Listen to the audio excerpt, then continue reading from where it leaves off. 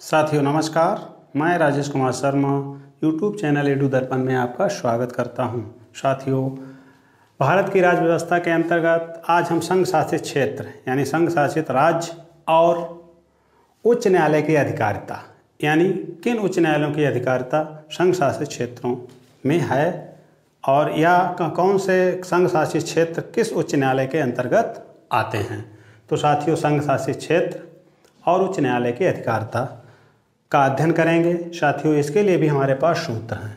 सूत्र क्या है साथियों? देखिए, एक तरफ हमने लिखा संघ शासित क्षेत्र और दूसरी तरफ लिखा उच्च न्यायालय की अधिकारिता। तो वो उच्च न्यायालय जिनकी अधिकारिता इन क्षेत्रों पर है। तो देखिए साथियों, संघ शासित क्षेत्र के लिए हमारे पास सूत्र है। जो हमारे केंद्र शासित क्षेत्र हैं वो आज की डेट में 9 हैं।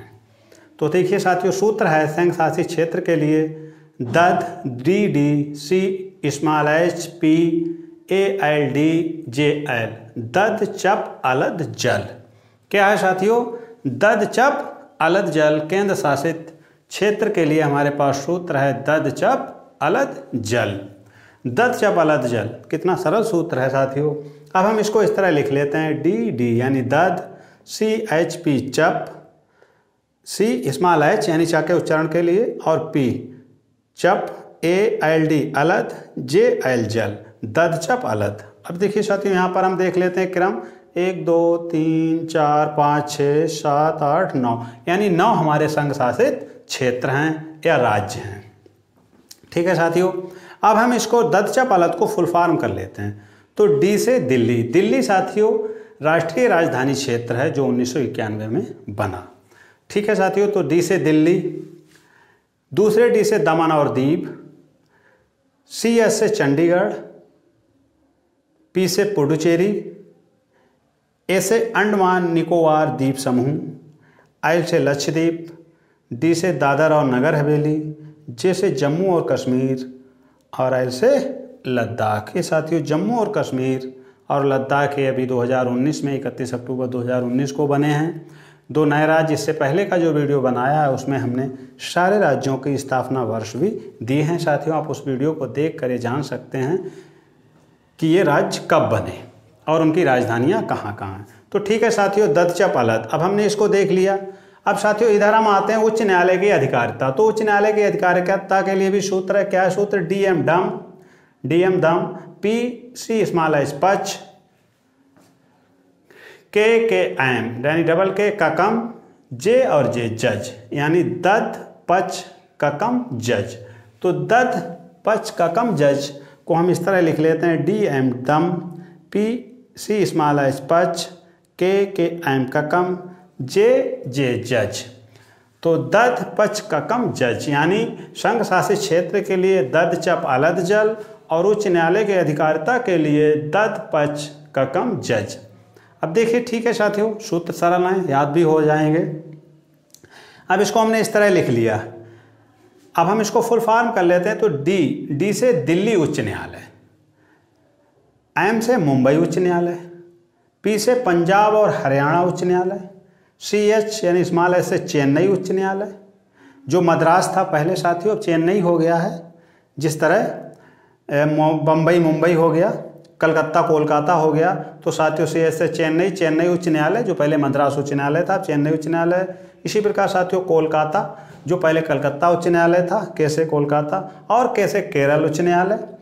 एम से मुंबई उच्च न्यायालय जो पहले बम्बई उच्च न्यायालय था। इसके बाद साथियों जम्मू और कश्मीर उच्च न्यायालय और साथियों फिर जम्मू और कश्मीर उच्च न्यायालय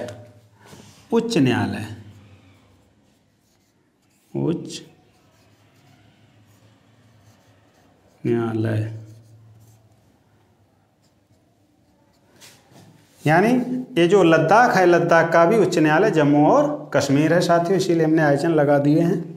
ठीक है साथियों, तो अब देखिए साथियों हम इसको इस तरह से देखते हैं। अब हमने दोनों तरफ सूत्र लिख के इनको फुल फॉर्म कर लिया। आप देखिए कितने मैजिकल तरीके से केंद्र शासित क्षेत्र और उनकी अधिकारिता जो है मिल गई है कि कौन सा केंद्र शासित क्षेत्र किस उच्च न्यायालय के अंतर्गत आता है अधिकारिता में। ठीक है साथियों, देखिए दिल्ली राष्ट्रीय राजधानी क्षेत्र दिल्ली उच्च न्यायालय साथियों, जम्मू कश्मीर बनने से पहले दिल्ली एकमात्र ऐसा राज्य था जिसका अपना उच्च न्यायालय था केंद्र शासित क्षेत्र में।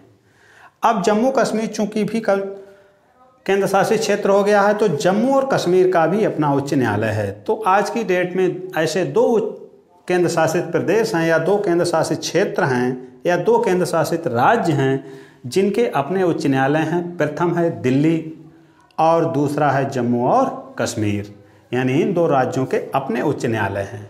बाकी अन्य क्षेत्र जो हैं अन्य उच्च न्यायालयों के अधिकारिता के क्षेत्र में आते हैं। देखिए कैसे।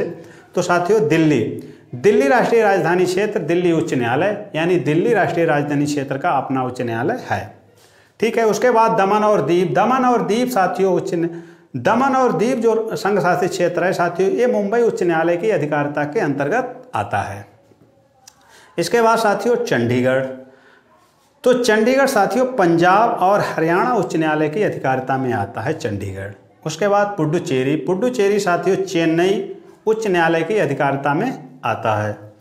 इसके बाद अंडमान निकोबार द्वीप समूह साथियों, अंडमान निकोबार द्वीप समूह कोलकाता उच्च न्यायालय के अधिकार क्षेत्र में आता है, यानी पुडुचेरी का उच्च न्यायालय यानी अंडमान निकोबार द्वीप समूह का उच्च न्यायालय कोलकाता में और पुडुचेरी का उच्च न्यायालय चेन्नई में है।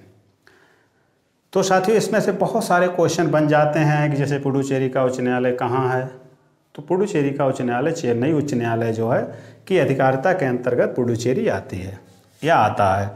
ठीक है साथियों। तो अंडमान निकोबार द्वीप समूह कोलकाता उच्च न्यायालय के अधिकारिता में है। लक्षद्वीप केरल उच्च न्यायालय की अधिकारिता में है।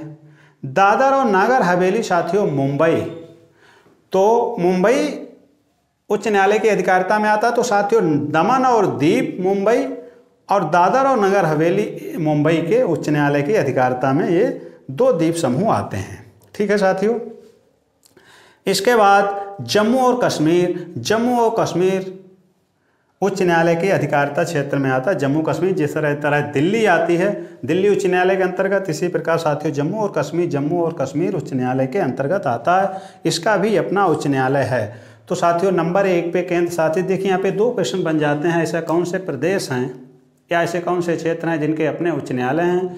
तो यहाँ पे जो पहले एकमात्र दिल्ली था 31 अक्टूबर 2019 के बाद अब वो 2 राज्य हो गए हैं, एक दिल्ली और दूसरा जम्मू और कश्मीर केंद्र शासित क्षेत्र ऐसे हैं जिनके अपने उच्च न्यायालय हैं, दिल्ली और जम्मू कश्मीर। ठीक है साथियों। इसके बाद साथियों आता है लद्दाख, तो लद्दाख का भी जम्मू और कश्मीर ही उच्च न्यायालय है, यानी लद्दाख जम्मू और कश्मीर उच्च न्यायालय के अधिकारिता क्षेत्र में आता है। तो साथियों देखिए कितने सरल तरीके से संघ शासित क्षेत्र और उनके उच्च न्यायालय की अधिकारिता का वर्णन 2 सूत्रों के माध्यम से हो जाता है। संघ शासित क्षेत्र के लिए सूत्र है ददचप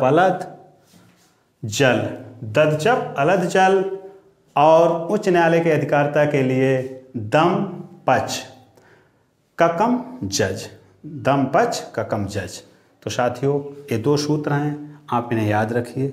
और हाँ साथियों, आप इसका स्क्रीनशॉट ले लीजिए जिसे आप आराम से बैठ के इसको समझ पाएँ, तैयारी कर पाएँ, और इसमें से बहुत सारे क्वेश्चन बन जाते हैं साथियों।